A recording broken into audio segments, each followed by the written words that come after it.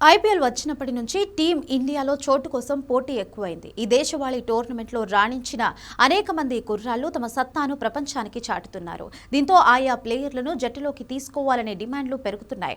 అయితే ఇది సెలెక్టర్లకు సవాల్గా మారింది. ఎవరిని ఎంపిక చేయాలనేది కష్టంగా మారింది. ఒక్కోసారి ఈ విషయంలో సెలక్షన్ కమిటీ పలుమార్లు విమర్శలు కూడా ఎదుర్కొంటోంది.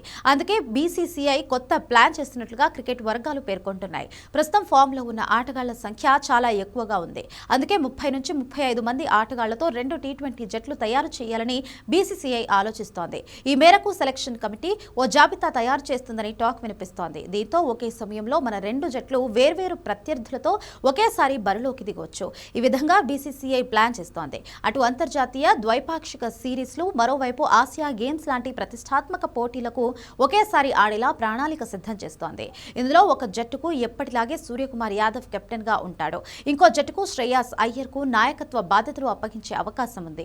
ఈ ఏడాది సెప్టెంబర్, అక్టోబర్ విండోలో భారత్ కు వెస్టిండీస్ తో టీ20 సిరీస్ ఉంది. స్వదేశంలో విండీస్ తో టీమిండియా 5 మ్యాచ్ల సిరీస్ ఆడనుంది. అదే సమయంలో మరోవైపు జపాన్ వేదికగా ఆసియా క్రీడలు ప్రారంభమవుతున్నాయి. ఈ పోటీల్లో క్రికెట్ క్రీడ కూడా ఉంటుంది. అందుకే ఇలాంటి సందర్భాల్లో 2 జట్లు ఉంటే బాగుంటుందని బోర్డు భావిస్తోంది.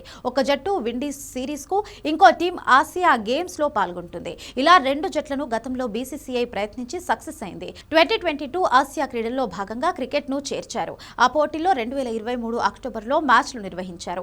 అదే సమయంలో సీనియర్ ఆటగాళ్ల జట్టు వన్డే వరల్డ్ కప్ కోసం సన్నద్ధమవుతోంది.